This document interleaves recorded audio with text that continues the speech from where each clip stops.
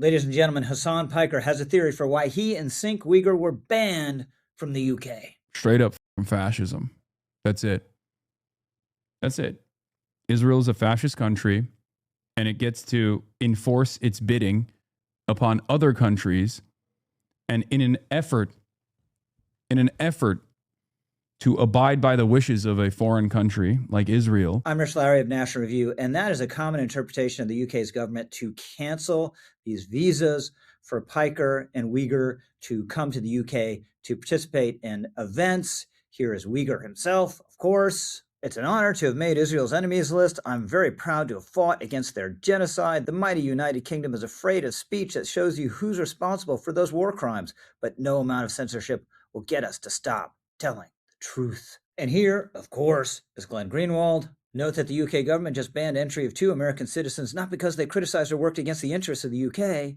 It was solely because they criticized and opposed the one country deemed sacred and off limits in the UK and so many other Western countries, Israel. Does any of this make sense? No, it doesn't. We'll get into the reasons why in a minute in some detail, but let me stipulate up front first.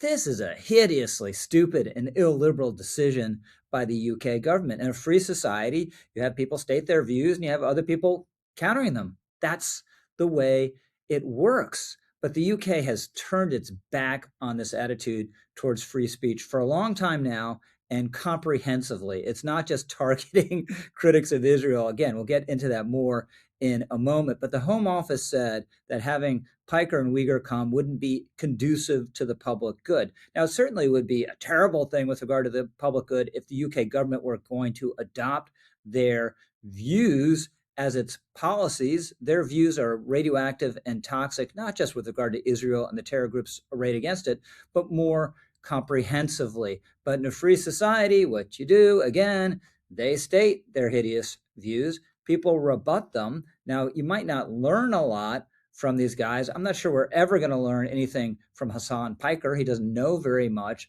but you might learn something from people you disagree with. And certainly you can sharpen your arguments by countering them. So again, this never should have happened, but it did happen because of the Jews. No, let's start with the Home Secretary. It's the Home Office in the UK that made this decision. A woman named Shabana Mahmood. First thing to know about her, she's the Home Secretary in a Labour government. This is not a right-wing pro-Netanyahu government. It is left of center. She's of Pakistani origin. She's a Muslim. She describes herself as a passionate supporter of Palestinian rights, and she's participated in anti-Israel protests in the past. This lady is an unlikely tool of Bibi Netanyahu. About this Labour government, by the way, it said it'll arrest Bibi Netanyahu if he shows up on British soil. It's sanctioned Israeli officials. It's recognized a Palestinian state, and it's restricted arms sales to Israel. Now, what about this specific case? It's certainly true that there were Jewish groups agitating against these guys being allowed into the country. That was a mistake. But the UK excludes and even arrests people for their views and their speech all the time. You can be arrested for posting things on social media that the trans advocates don't like, as TV writer Graham Alignman found out. You can get arrested for praying silently in the wrong place, as a woman who opposes abortion learned to her regret when she prayed silently outside an abortion clinic. So again, the UK has an equal opportunity illiberalism. People have been banned from coming into the country who are critical of Islam and highly supportive of Israel for years now. More than 10 years ago, Pamela Geller and Robert Spencer, very pro-Israel, critical of Islam, banned from entry. Just 2 weeks ago, you had figures on the right banned from coming in and participating in a Tommy Robinson rally. Ezra Levant was among those banned, very pro-Israel. Valentina Gomez, same thing. And Prime Minister Starmer was proud of these exclusions. My government will not stand in the way of peaceful protest, but we will act decisively against hatred. We will use the full force of the law when that hatred manifests as violence. And we will ban those coming into the UK who seek to stir it up, as we have done already, because this country belongs to all of us, and I will not tolerate anyone who seeks to stand in the way of that.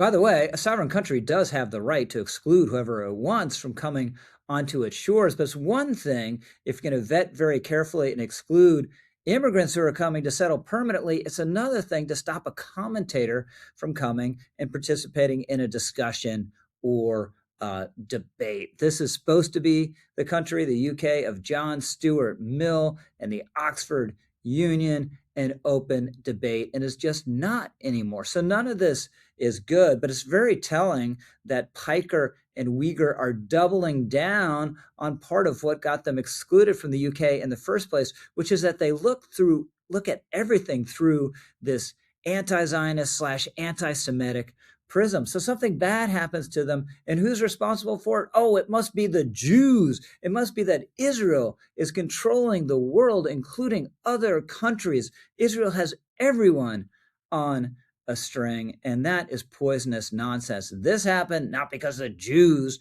are controlling the UK, but because the UK is run by a bunch of self-righteous nannies and scolds in a country without a First Amendment. Hey, by the way, do yourself a favor, comment, like, or subscribe. I promise you won't regret it. I'm Rich Lowry, over and out.